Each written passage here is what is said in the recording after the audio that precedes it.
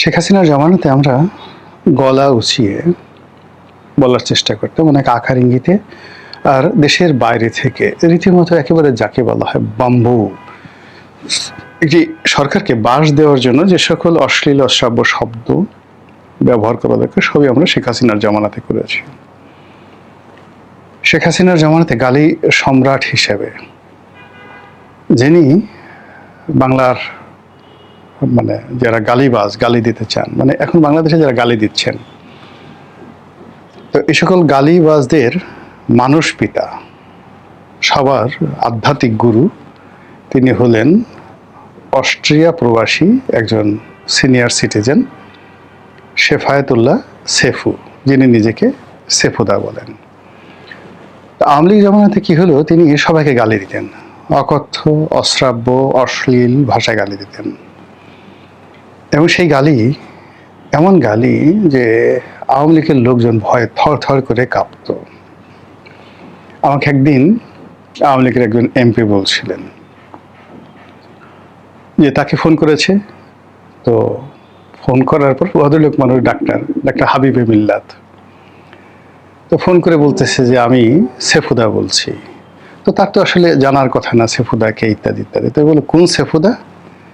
তো সে বলল যে গালি ওই পাশ থেকে দিল, রনি ভাই আমি জিন্দিগিতে কখনো এই ধরনের গালি শুনিনি।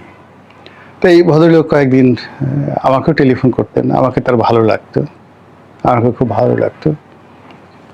তো অনেক খোলামেলা কথাবার্তা বলতেন যে রনি ভাই দেখেন, আমি যদি এই যে আমার গালিকে সবাই ভয় পায়, মওদুদ আহমেদ 1.5 ঘন্টা 2 ঘন্টা আমার সাথে কথা বলেন, তারপরে আওয়ামী লীগের সব মন্ত্রী এমপি আমি টেলিফোন করলে আমার সাথে সবাই কথা বলেন, আমি যদি গালি না দিতাম তাহলে কি সবাই সেই আমার সঙ্গে এভাবে কথা বলতো? তো সেই গালিকে সে ভীষণ রকম ভয়, যাকে বলা হয় তার গালিকে ভয় পেত, আর এটাকে সে গর্ব হিসেবে নিত। তো এই কাজ করতে করতে বেশ কয়েকজন লোকের সঙ্গে তার শত্রুতা তৈরি হয়ে গেল। তার মধ্যে সেই আওয়ামী লীগপন্থী সম্ভবত এক ভদ্রলোক আছেন, আসাদ পংপং তার নাম, তিনি মালয়েশিয়াতে থাকেন। তো শেফায়েতুল্লাহ সেফু সাহেব একদিন আমাকে বললেন যে এরকম রনি ভাই, এই লোকটা আমার জীবন হারাম করে দিয়েছে। এই কারণ হলো সে শুধু অনলাইনে আমাকে গালি দেয় না, সে সময় সুযোগ পেলেই আমাকে টেলিফোন করে আমাকে গালি দেয়। এত বেশি গালি দেয় যে শেফায়েতুল্লাহকে অসুস্থ বানিয়ে ফেলেছে সেই আসাদ পংপং। তো পরে আমি খুব আগ্রহ নিয়ে নেটে গিয়ে সেই আসাদ পংপং এর কতগুলো গালি আমি শুনলাম, দেখলাম যে সে আসলে শেফায়েতুল্লাহ সেফুর বাবা। তো এই যে একটা সংস্কৃতি শুরু করেছিল আসাদ পংপং, এরপরে কয়েকজন মহিলাও তারাও আমেরিকা থেকে বেশ গালি দিতেন। একজন মহিলা কি যেন নাম, তো যাই হোক, সেও খুব গালাগালি করতেন খুব আদিবাসী ভাষায়। কিন্তু এটা আসলে একটা নির্দিষ্ট সার্টেন লিমিট পর্যন্ত চলে, এই অশ্লীলতা অশ্রাব্যতা। এরপরে এগুলো আর ভালো লাগে না। বাংলাদেশে যেমন 1, 2, 3 বা টিনের ছেলে কাউয়া, এই জিনিসগুলো আপনি এখন যদি বলতে যান, প্রথম 1 সপ্তাহ 15 দিন 1 মাস 1.5 মাস এই জিনিসগুলো শুনতো, কিন্তু যদি আপনাকে টিকতে হয় তাহলে আমাদের যে নর্মাল যে ফেনোমেনা রয়েছে সেই ফেনোমেনার মধ্যেই আপনাকে টিকতে হবে। অন্যদিকে সেই গালিকে ভর করে এবং অশ্লীলতাকে ভর করে দুজন বীর, একজনের নাম ইল্লু আর একজনের নাম পিঙ্কু। ইল্লু যে কাজটি করতো সেটা হলো, ধরুন যে কোনো ভদ্রলোক বা যে কোনো ভদ্র মহিলা, সুন্দর এবং সুন্দরী, তাদের দৃশ্য তাদেরকে টার্গেট করে, যেমন টেলিভিশনের একজন উপস্থাপিকা, তার সঙ্গে ধরেন একজন সাংবাদিক, রাজনীতিবিদ, বা ধরুন আর একজন মহিলা আর একজনের সাথে, এগুলো করে হি মেড এ ফিল্ম পিছন থেকে। এখন আসলে ভয়েস ওভার প্রোটোকল, তারপরে এখানের এক ছবি এখানের এক ছবি, এগুলো দিয়েছে একটা বিশাল রকম একটা অশ্লীল গল্প।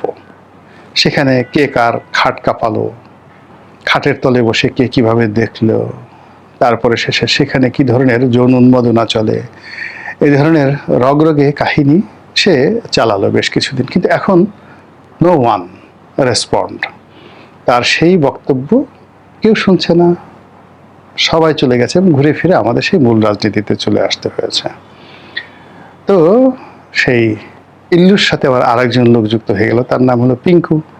পিঙ্কু একটু লেখাপড়া জানা, তো সেই লেখাপড়া জানা পিঙ্কু সে সেই একসাথে শেফায়েতুল্লাহ সেফুর সেই গালি, ইল্লুর সেই খাটকাফার অশ্লীলতা, মানে যা কিছু মন্দ রয়েছে এই সমাজে প্রায় সব মন্দগুলো একত্র করে সে একটা মিক্সচার তৈরি করে বেশ কিছুদিন সে দাপট শুরু করলো। এবং একেবারে 1 বছরের মধ্যে হিরো, সুপার হিরো বলতে গেলে একেবারে Alexander the great of Bengal হয়ে গেল। কিন্তু ধীরে ধীরে ধীরে ধীরে দেখা গেল সেই অশ্লীলতার যে জিনিস, মিথ্যার যে জিনিস, সেই জিনিসগুলো আসলে লং টার্মে কেউ খাচ্ছে না। এবং পুরো যারা একসময় তাকে খুব নির্ভর করতো, ভালোবাসতো, যাদের মানে এই সেফায়েতুল্লাহকে, ইল্লুকে, পিঙ্কুকে, এখন ওই মানুষগুলোই দেখা গেল তাদের চেহারা দেখার সঙ্গে সঙ্গেই বমি করছে। তো একইভাবে ধরেন আওয়ামী লীগ জমানাতে আমরা অনেকগুলো ন্যারেটিভ আওয়ামী লীগের বিরুদ্ধে তৈরি করেছিলাম ইন এ পজিটিভ ওয়ে, শিল্প এবং সংস্কৃতির মতো করে, ইতিহাস দিয়ে, ঐতিহ্য দিয়ে। যেমন উনি বাংলাদেশের সেই লেডি যাকে বলা হয়, ওই যে ভারতের যে সিকিম যে ভারতের হাতে তুলে দিয়েছিল, ভদ্রলোকের নাম আমার এখন মনে আসছে না, খুব জনপ্রিয় এবং বিখ্যাত ব্যক্তি ছিলেন, মানে কথা বলতে বলতে অনেক সময় হয়ে যায় আর কি। তো আমরা তার সঙ্গে তার তুলনা করতাম। আমরা মনে করতাম যে ভারত বাংলাদেশকে হায়দ্রাবাদের মতো অধিকার করে নিয়ে যাবে, কাশ্মীরের মতো দখল করে নিয়ে যাবে, এরকম কথাগুলো আমরা বলতাম। কিন্তু সময়ের প্রেক্ষাপটে এই যে শেখ হাসিনা চলে গেছেন, আমরা কি দেখছি? বাংলাদেশ কি সিকিম হয়েছে, কিংবা বাংলাদেশ কি হায়দ্রাবাদ হয়েছে, কিংবা শেখ হাসিনার উপর যখন এত মানে হলো, ভারত কি একটা সেনাবাহিনী পাঠিয়েছে, একটা চড়াই পাখি পাঠিয়েছে, কোনো কিছু পাঠিয়েছে? নাথিং। সে তার কূটনীতির যে ভব্যতা, এটা বজায় রাখার চেষ্টা করেছে। এবং শেখ হাসিনার পতনের পরে ভারত সত্যিকার অর্থে প্রাণান্ত চেষ্টা করেছিল in a good way, in a nice way, doctor Mohammad Yunus সরকারের সঙ্গে একটি সৌহার্দ্যপূর্ণ সম্পর্ক স্থাপন করার জন্য। তাদের হয়তো ডিমান্ড ছিল নিজেদের ব্যবসা বাণিজ্য প্রথম, দ্বিতীয়ত আওয়ামী লীগের ব্যাপারে একটু লিবারেল হওয়া, শেখ হাসিনাকে কিছুটা হলেও ছাড় দেওয়া, বা রাজনীতির জন্য নয়, জাস্ট একটু ছাড় দেওয়া, এই জিনিসগুলো হয়তো ছিল। কিন্তু ডক্টর মোহাম্মদ ইউনূসের উপরে যেভাবে আমেরিকা ভর করলো, যেভাবে ডিপ স্টেট ভর করলো, যেভাবে জঙ্গিরা ভর করলো, যেভাবে ইল্লু এবং পিঙ্কুদের যে অন্ধ ভক্ত যারা আছে যেভাবে ভর করলো, সব মিলিয়ে দেখলো, মানে ভারত দেখলো যে এই লোকের সাথে যদি এক টেবিলে বসি, একসাথে আলাপ আলোচনা করি, তাহলে it will create a huge problem for us. এটা আমাদের জীবনে একটা বিরাট সমস্যা তৈরি করবে। তো এই যে ইল্লু পিঙ্কুদের কারণে বা উগ্রবাদের কারণে ভারত কি করলো, ধীরে ধীরে ধীরে ধীরে ডক্টর মোহাম্মদ ইউনূসের কাছ থেকে সরে গেল। এবং এটা ডক্টর মোহাম্মদ ইউনূসের জন্য একটা বিরাট প্রথম রাজনৈতিক এবং নৈতিক পরাজয়। এরপর যখন নতুন সরকার আসলো, সেই সরকার আসার আগে ভারত কিন্তু ওয়েলকাম জানিয়েছিল। তারা জানতো, এমনকি যদি সেই তারেক রহমান সাহেবের পরিবর্তে যদি জামাতও আসতো, তাহলে ভারত একইভাবে তাদেরকে অভ্যর্থনা জানাতো, যেভাবে তারেক রহমান সাহেবের মায়ের অর্থাৎ বেগম খালেদা জিয়ার জানাজাতে উপস্থিত হয়েছিল, তাকে ওয়েলকাম জানিয়েছিল। কিন্তু এখানেও একই অবস্থা। তারা যখন দেখলো যে এই সরকারের মধ্যে আর ডক্টর মোহাম্মদ ইউনূসের সরকারের মধ্যে বেসিক এবং ফান্ডামেন্টাল এই দুটো বিষয়ে তেমন কোনো পরিবর্তন নেই, অধিকাংশ কেমন যেন একটা ধারাবাহিকতা রয়েছে এবং ক্ষেত্র বিশেষে ইউনূসের সরকারের কতগুলো ভালো দিক ছিল, আবার কিছু মন্দ দিক ছিল। বর্তমান সরকারে দেখা গেল যে ওইরকম ইউনূস সরকারের যে ভালো দিক, তাদের যেমন অর্থনৈতিক সেক্টর, ব্যাংকিং সেক্টরটাকে তারা একটা যাকে বলা একটা ম্যানেজমেন্টের মধ্যে নিয়ে এসেছিল, সেটা এই সরকার আমলে তারা দেখছে না। এরপর হলো, যেহেতু তাদের একটা রাজনৈতিক প্ল্যাটফর্ম ছিল না, সেক্ষেত্রে সারা বাংলাদেশের প্রত্যন্ত অঞ্চলে যে রাজনৈতিক কুকর্মগুলো হচ্ছিল সেগুলো বিএনপি বা অন্যান্য যারা লোকজন আছে তারা আসলে ভারত এটা বুঝছিল। এই জন্য আসলে ইউনূসের ব্যাপারে, ডক্টর ইউনূসের ব্যাপারে তাদের একটা সফট কর্নার ছিল, কিন্তু এটা প্র্যাগম্যাটিক করার জন্য, এটাকে ফ্রুটফুল করার জন্য আসলে ভারত চেষ্টা সত্ত্বেও সেখানে এগোতে পারেনি। এটা হলো রিয়েলিটি। এখন আপনি চিন্তা করুন যে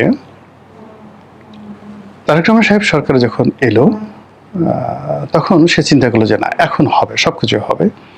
বলা হয়ে থাকে যে তারেক রহমান সাহেবের আগমন, তারপরে যাকে বলা হয় এই সরকারের যে সফলতা যা কিছু আছে, এর পেছনে ভারতের একটা হিউজ কন্ট্রিবিউশন আছে। কিন্তু গত 4 মাসে যে কোনো কারণে হোক ভারতের সাথে একটি বিষয় এগোয়নি, আগামীতে এগোবে তার কোনো সম্ভাবনা নেই। ফলে কি হলো, ভারত এবং বাংলাদেশের যে সম্পর্কটি ইনুর জামানাতে একেবারে পতনের অতলান্তে পৌঁছে গিয়েছিল, সেটি এখন আরও প্রবল আকার ধারণ করেছে। এবং এর মধ্যে ভারত যে কাজটি করছে সেটি হলো, ভারত যেমন ভিসাটা বন্ধ রেখেছিল ইনুস জামানাতে, সেটা উন্মুক্ত করে দিয়েছে। মানে কোনো অবস্থাতে এদেশের জনগণ, মানে সরকারের জন্য যেন জনগণের সাথে তাদের সম্পর্কটা নষ্ট না হয়, তারা বিভিন্ন ব্যবসায়ী গ্রুপ, বিভিন্ন সংবাদপত্র থেকে শুরু করে তাদের যে কানেক্টিভিটিগুলো ছিল, সংবাদপত্র জগতে অনেকগুলো পত্রপত্রিকাকে তারা ফাইন্যান্স করত, অনেকগুলো সম্পাদককে তারা পুষত, অনেকগুলো মিডিয়া হাউসকে তারা পুষত, সেই জায়গাগুলো তারা আবার রিভিল্ড শুরু করে দিয়েছে। ফলে এই 4 মাসের মধ্যে সরকারের যে প্রবলেমগুলো হয়ে গেছে, জনগণ, সিভিল সোসাইটি থেকে শুরু করে আরও সবাই অনেকেই ভারতমুখী হয়ে পড়েছে, সরকারকে কোনো রকম পাত্তাই দিতে চাচ্ছে না। আপনি চিন্তা করুন, খালি বলছে যে ভিসা উন্মুক্ত করে দেওয়া হলো, মাত্র একদিনে 24 আওয়ার্সে একটি দেশে যাওয়ার জন্য যদি 1.5 লাখ মানুষ দরখাস্ত করে, এরকম দৃশ্য আপনি কখনো কোথাও দেখেছেন? 1.5 লাখ লোক একত্রে করলে মানে কত হয়? পল্টন ময়দানে ধারণ ক্ষমতা হলো মাত্র 20,000। এই যে আমরা পল্টনে যে জনসভা করি, আর সেই আপনি যদি ফকিরাপুল থেকে শুরু করে একেবারে কাকরাইল পর্যন্ত, যেটাকে সবচেয়ে বৃহত্তর সমাবেশ হয় বিএনপির নয়াপল্টন অফিসের সামনে, সাকুল্যে 25 থেকে 30,000 লোক দাঁড়াতে পারবে, নট মোর দ্যান দ্যাট। অর্থাৎ চিফ জাস্টিসের বাসা থেকে একেবারে সেই ফকিরাপুল মোড় পর্যন্ত ওই রাস্তার আপনি যদি একজন লোক দাঁড়াতে 4 স্কোয়ার ফিট জায়গা ধরেন বা 6 স্কোয়ার ফিট জায়গা ধরেন, মেপে দেখেন 30,000 লোকের বেশি হবে না। তো সেখানে 1.5 লাখ লোক ভারতীয় দূতাবাসে দরখাস্ত করেছে একদিনে। তাহলে বোঝার চেষ্টা করুন কত বড় লাইন হয়েছে, কি পরিমাণ লোক সেখানে গেছে, এবং ওটা সামাল দেওয়ার জন্য ভারতের কি পরিমাণ ম্যানেজমেন্ট সেখানে ছিল। That happened. তো এই কাজটি ভারত করছে। তাহলে এর থেকে বোঝা যায় যে ভারতের সাথে যে বাংলাদেশের যে সম্পর্ক, বা বিদেশ থেকে আমরা যে সকল অপপ্রচার চালাচ্ছি, প্রচারণা চালাচ্ছি, তার বাইরে ভারতকে গালাগালি করবে কিন্তু চিকিৎসার জন্য ভারতে যাবে, ভারতকে গালাগালি করবে, ভারতের পেঁয়াজ খেতে হবে, ভারতে গালাগালি, ভারতের শাল পড়তে হবে, কলকাতা যেতে হবে। শুধু হিন্দু না, মুসলমান অনেক সবাই, এবং সীমান্তে যারা লোকজন আছে তাদের কথা তো বাদই। তো এই যে একটা বন্ধন, সেই বন্ধনটাকে ভারত কাজে লাগাচ্ছে। কাজে লাগিয়ে তারা আওয়ামী লীগকে প্রমোট করার, সরকারকে ডিমোরালাইজ করার বিভিন্ন রকম তাদের যত রকম গোয়েন্দার টেকনিক আছে, সেই টেকনিকগুলো তারা কাজে লাগাচ্ছে। আর এই টেকনিকের মধ্যে গত 2 বছর ধরে যে কথাটি সবচেয়ে বেশি মানে আলোচিত হচ্ছে, সেটা হলো আসলে শেখ হাসিনা দেশ বিক্রি করতে চায়নি। সে ওই যে কথাটি আগে মনে আসেনি, লেন্দুব দর্জি, সে আসলে লেন্দুব দর্জি ছিলেন না। তিনি এই দেশটিকে সিকিম বানাতে চাননি। তিনি একটি স্বতন্ত্র মর্যাদা নিয়ে এক হাতে ভারতকে রেখে যেভাবে দুর্দান্ত গতিতে 17 বছর দেশ শাসন করেছেন, তার যদি এই 3টি নির্বাচনের ভুল না হতো, তিনি যদি সালমান এফ রহমান, এস আলমদের মতো লোকজনদের কবলে না পড়তেন, তাহলে ভিন্ন ইতিহাস, একটা অমরত্বের ইতিহাস তৈরি হতে পারতো শেখ হাসিনার জন্য। এই কথাগুলো এখন মানুষজন বলছে এবং এই ন্যারেটিভগুলো তৈরি করা হচ্ছে, এবং এর পিছনে ভারতের অবশ্যই মদত আছে। অন্যদিকে যেটা বলা হচ্ছে যে আরে এ তো বিশ্ব বাটপার, এই বিশ্ব খেলোয়াড় এই দেশটাকে শেষ করে দিয়েছে। ইস্ট ইন্ডিয়া কোম্পানি রবার্ট ক্লাইভের চেয়ে খারাপ, এই মির্জাফর চেয়ে খারাপ, এই পুরো দেশটাকে বিক্রি করে দিচ্ছে। সেন্ট মার্টিন বিক্রি করে দিচ্ছে। সেন্ট মার্টিন তো শেখ হাসিনার কাছে চেয়েছিল, সে দেয়নি। শেখ হাসিনা যখন বলছে আমার কাছে সেন্ট মার্টিন চেয়েছে, আমরা ঠাট্টা করেছি। সেন্ট মার্টিন দিয়ে কী করবে? এখানে জাহাজ আসে না, এখানে ড্রাফট নাই। আমেরিকা দূতাবাসের পক্ষ থেকে বলা হলো যে আমরা এই ধরনের কিছু চাচ্ছি না, না, ইট ইজ ওপেন সিক্রেট। বেহায়ার মতো তারা এখন বলছে তারা একটা করিডোর চায়। তো যে লোক কক্সবাজার একটা করিডোর চায়, সে কি সেন্ট মার্টিন চায় না? সেই সেন্ট মার্টিন ওই সময়টাতে তত্ত্বাবধায়কের আমলে বন্ধ করা হয়েছে, অন্তর্বর্তীকালীনের সময় বন্ধ করা হয়েছে, এখন পর্যন্ত চালু করা হয়নি। সীমিত আকারে সেখানে যাওয়া হচ্ছে। মানুষের হাজার হাজার কোটি টাকার বিনিয়োগ, পরিবেশের কথা বলে, বিভিন্ন কথা বলে সেখানে সীমিত করে রাখা হয়েছে। এখন সবাই বলছে আরে শেখ হাসিনা থাকলে কি এরকম হতো? শেখ হাসিনা থাকলে এই সেন্ট মার্টিন আরও উন্নত হতো, আরও সুন্দর হতো, আরও চমৎকার হতো। আমরা আমাদের নিজ ভূখণ্ডে পরবাসী হতাম না। আমরা এখন ইচ্ছে করলে আলীকদম যেতে পারি না, আমরা এখন বান্দরবন যেতে পারি না, আমরা এখন থানচি যেতে পারি না।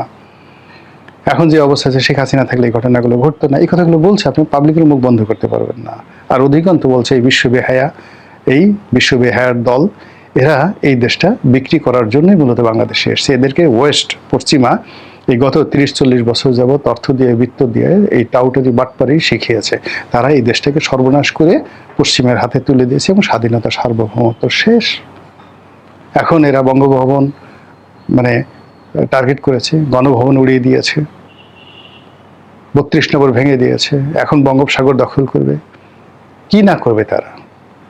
আর এর প্রেক্ষাপটে এদের এই দুর্বলতার সুযোগ নিয়ে ভারতও বসে বসে, আমরাও বসে থাকবো কেন? ওরা যদি কক্সবাজার, চট্টগ্রাম, বান্দরবন, উখিয়া এই অঞ্চল নিয়ে নিতে পারে, আমরা কেন? আমরাও তো একটা পরাশক্তি, আমরা তো রংপুর নিয়ে নিতে পারি। আমরা কিনে নেব, যদি কিনে আমাদের না দেয় তাহলে আমরা জোর করে নেব। এরকম যখন একটা টানাটানি চলছে, তখন মানুষ কি চায়? একটা বটবৃক্ষ, একটা ব্যাকবোনওয়ালা নেতৃত্ব, যে কিনা মানুষকে স্বস্তি দিবে, ভরসা দিবে, আস্থা দিবে যে ডোন্ট ওয়ারি, আমি আছি। রাজনীতি কোথায় যাচ্ছে? দেশ কোথায় যাচ্ছে? এবং এই রাজনীতির যে নাটাই বা রাজনীতির যে হুইল, স্টিয়ারিং, এটি শেষ পর্যন্ত কার হাতে যাচ্ছে বলে আপনি মনে করেন? মহান আল্লাহ আমাদের সবাইকে হেদায়েত দান করুন এবং হেফাজত করুন। আসসালামু আলাইকুম ওয়া রাহমাতুল্লাহি ওয়া বারাকাতুহু।